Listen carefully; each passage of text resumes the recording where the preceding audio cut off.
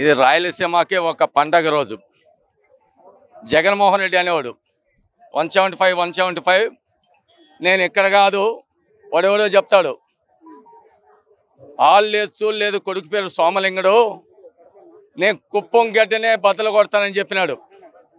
ఆ రోజే జగన్మోహన్ రెడ్డి చెప్పినాం, నీ పులివెందల్లోనే నీ కడప జిల్లాలోనే తెలుగుదేశం జెండా రెపరెపలాడిస్తాం, నీ యొక్క కడప జిల్లాని కోటని బద్దలు కొడతామని ఆనాడు కార్యకర్తలు కావచ్చు, యువగలం వ్యవస్థాపకుడు ఈరోజు మంత్రి నారా లోకేష్ బాబు గారు పాదయాత్రలే చెప్పాడు. ఎవరి పేరు చెప్తే జగన్మోహన్ రెడ్డి గుండెల్లో రైలు పరిగెత్తాలనో ఆయనే ఈనాటి ముఖ్యమంత్రి నారా చంద్రబాబు నాయుడు.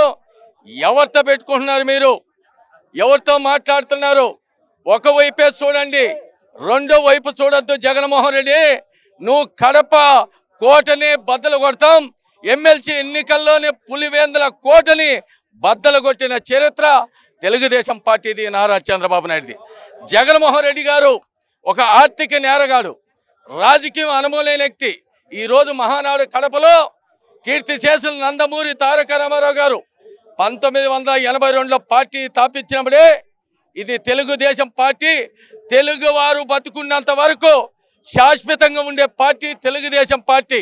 తెలుగుదేశం పార్టీనే ఉన్ని అని చెప్పిన జగన్మోహన్ రెడ్డి ఆ రోజే చెప్పాడు. మా నాయకుడు ప్రతిపక్ష నాయకుడిగా ఉన్నప్పుడు, అయ్యా జగన్మోహన్ రెడ్డి గారు, నిన్ను పుట్టించిన దేవుడు వల్ల కాదు, తెలుగుదేశం పార్టీ అంటే కమర్షియల్ కనుక పార్టీ,